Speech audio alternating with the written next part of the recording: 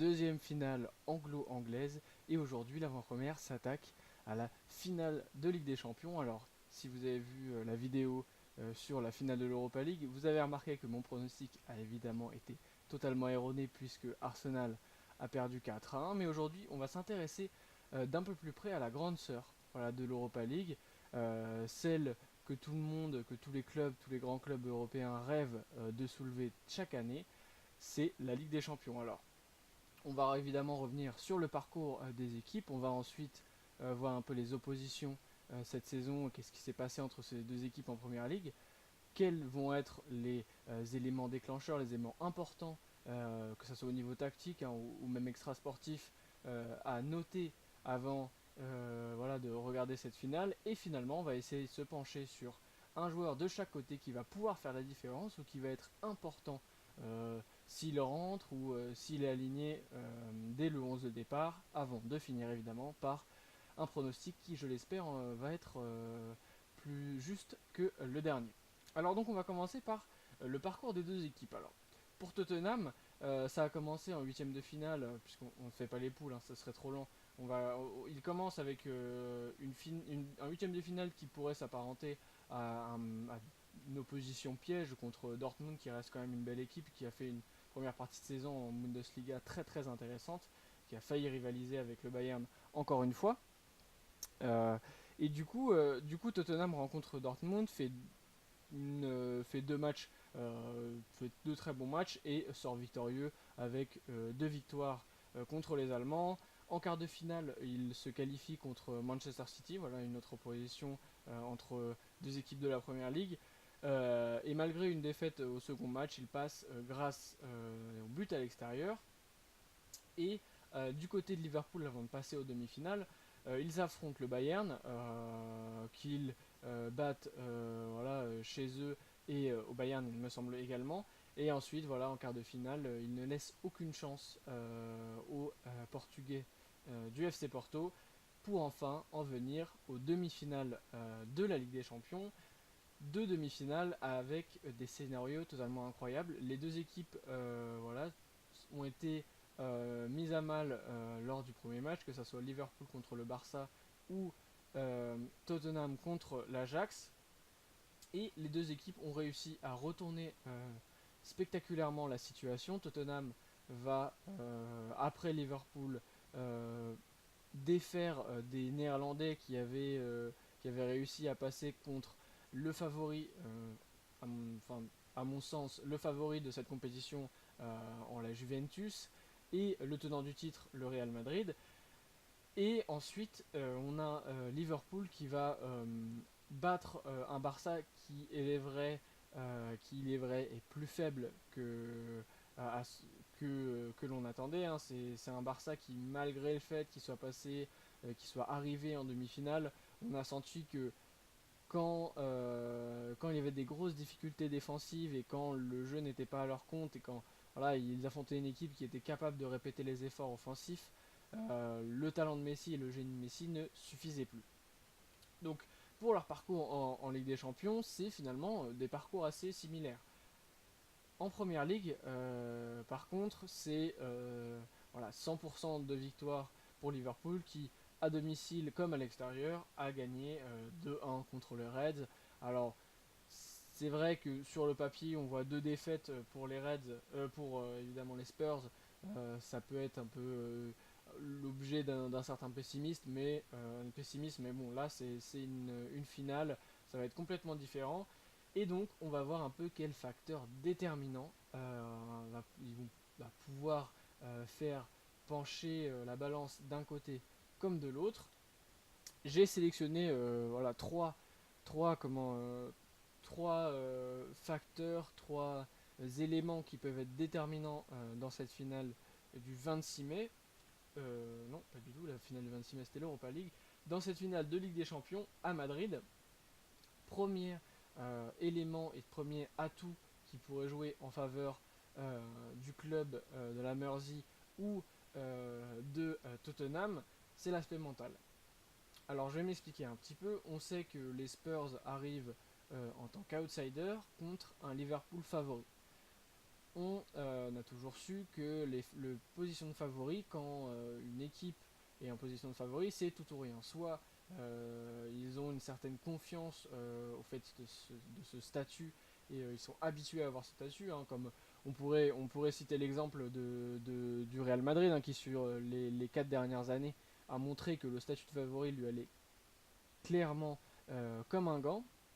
Et cette année, c'est Liverpool qui va revêtir ce masque, voilà, ce rôle de favori contre les Spurs qui, c'est vrai, vont peut-être avoir moins de pression quant au fait que voilà, ils ont perdu 2 fois contre Liverpool en première ligue, en championnat, et voilà, ils arrivent avec un parcours un peu plus compliqué, un match retour contre l'Ajax qui est une victoire, évidemment, certes, j'en enlève rien à la victoire de Tottenham, mais c'est vrai qu'il a fallu un Lucas qui fait le match de sa vie.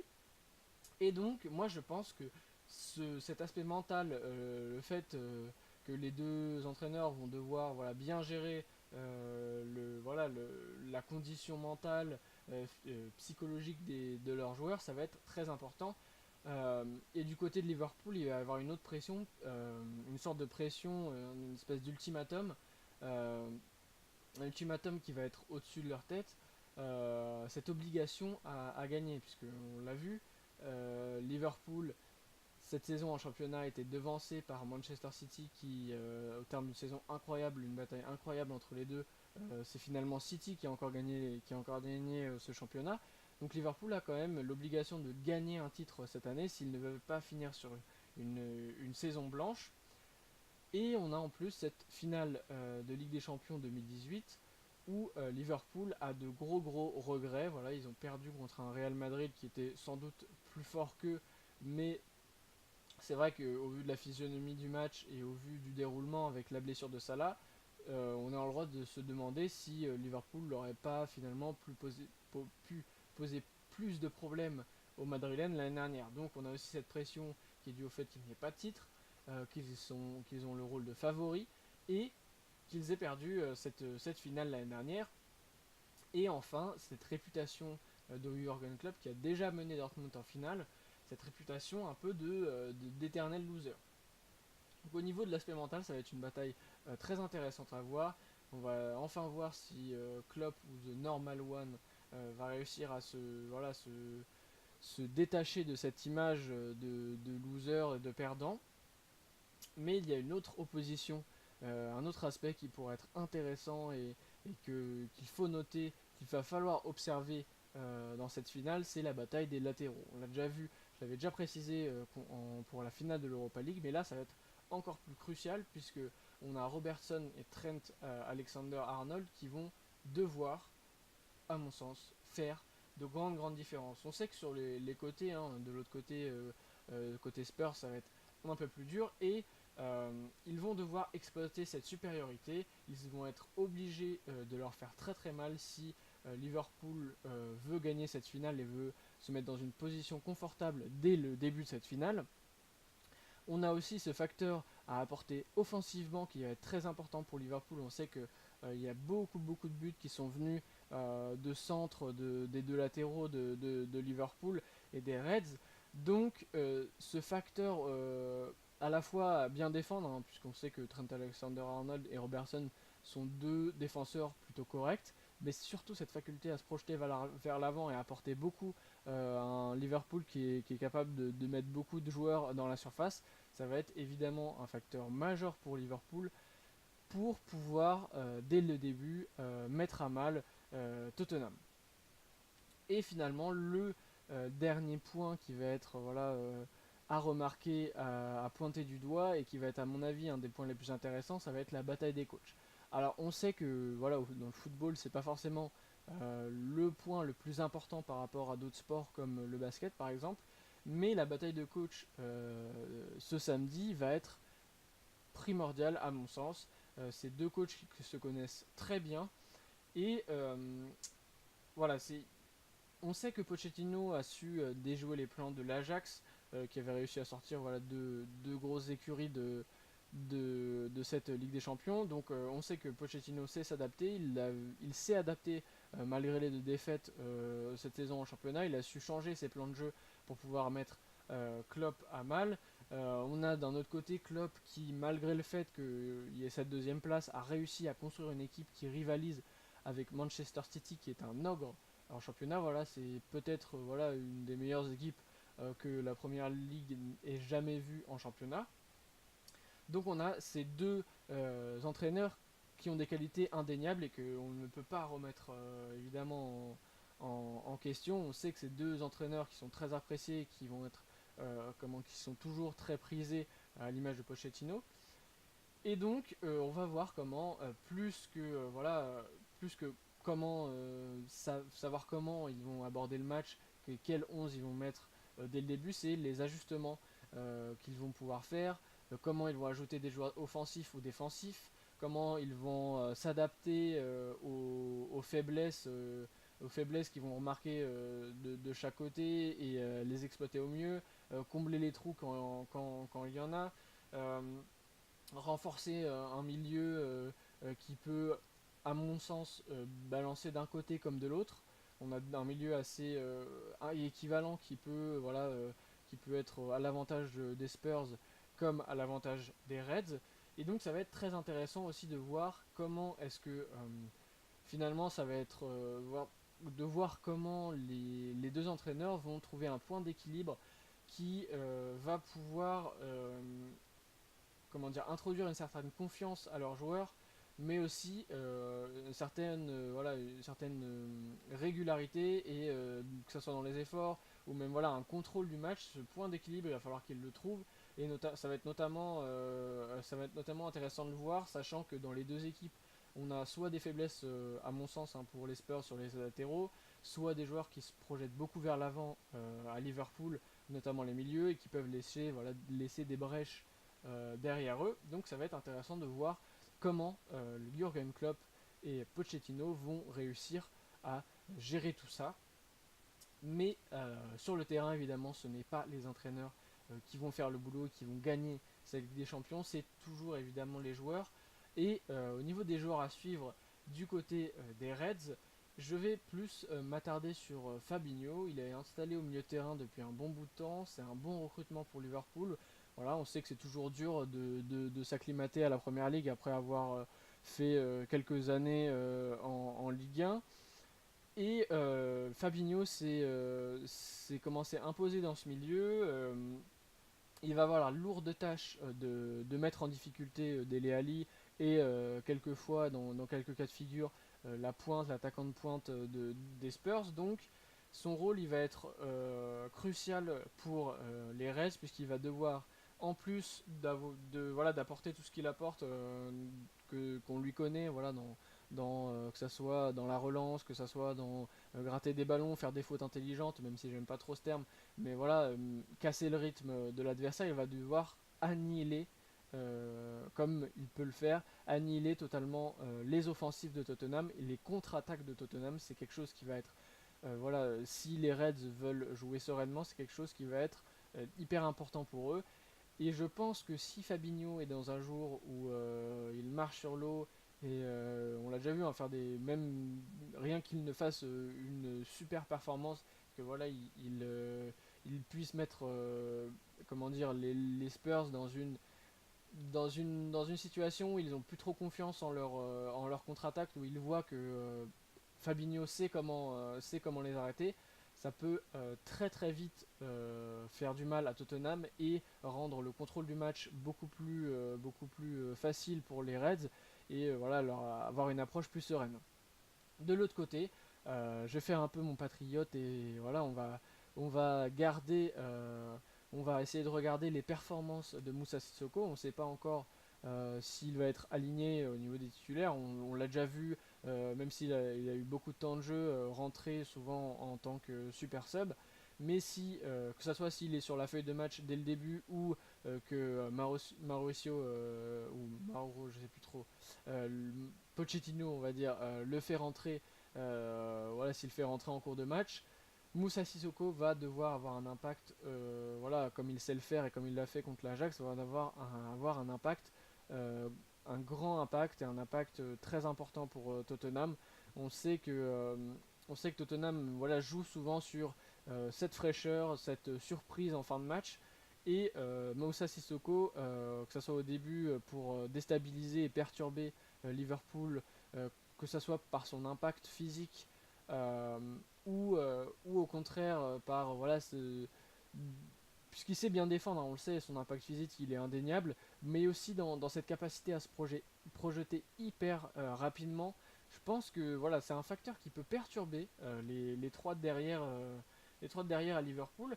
Et, euh, et toute la question est ça va être de voir les choix de Moussa Sissoko. On sait que c'est un joueur qui a un talent, voilà, que c'est pas quelqu'un qui est un génie du foot techniquement, mais c'est un joueur qui comprend le jeu, qui par moment peut créer, qui peut faire des très très belles remontées et comme voilà défendre debout et poser de gros gros problèmes à des bons joueurs qui sont à l'aise techniquement.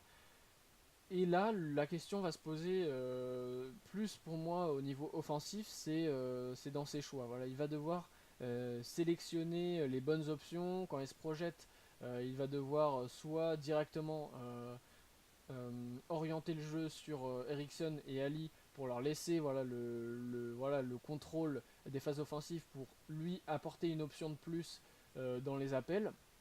Soit si, par exemple, imaginons un coup de pied arrêté des 30 mètres pour les Reds, c'est lui qui amène la contre-attaque, soit voilà, savoir mettre en orbite des Son qui vont accélérer, des Lucas également. Il va falloir qu'il fasse les bons choix au niveau offensif et qu'il soit à son meilleur niveau techniquement. On sait que ça peut pêcher quelquefois voilà, dans son aspect et dans ses qualités techniques.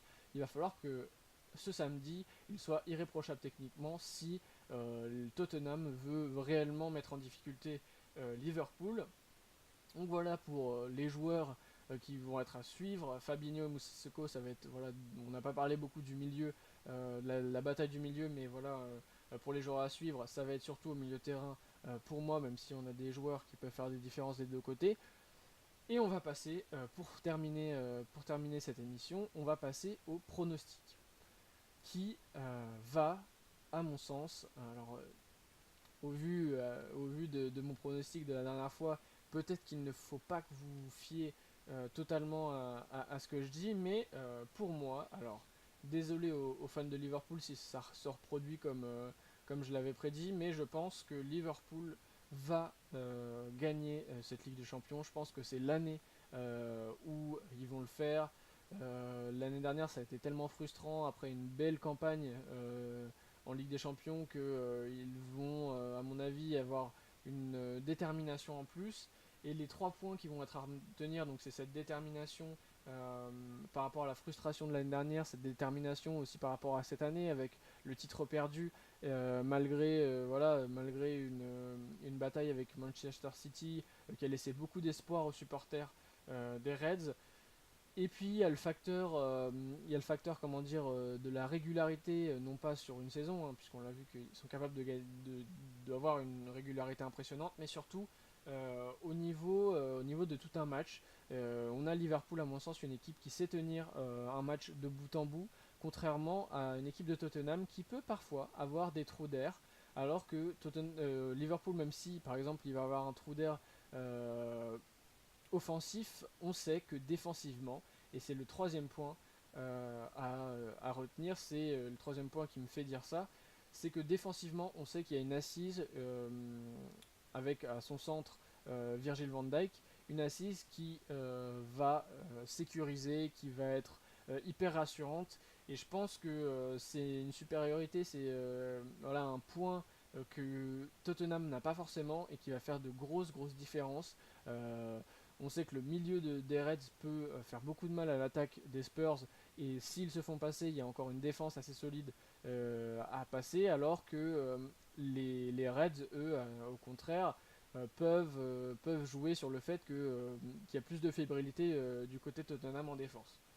Donc voilà un petit peu pour tous les points qui étaient abordés pour cette finale de Ligue des Champions, pour se préparer euh, à cette finale à Madrid ce samedi. Évidemment, si vous avez d'autres joueurs qu'il faudrait suivre, pour cette finale, n'hésitez pas à les mettre dans les commentaires. S'il y a d'autres aspects que j'ai peut-être loupés, évidemment, on n'est pas parfait, il y a d'autres éléments qui pourraient être primordiaux pour cette finale, n'hésitez pas à les laisser dans les commentaires. Et je vous retrouve plus tard pour une nouvelle édition de l'avant-première. Watch these rap niggas get all up in your guts. Prince vanilla butter pecan chocolate deluxe. Even caramel sundaes is getting touched.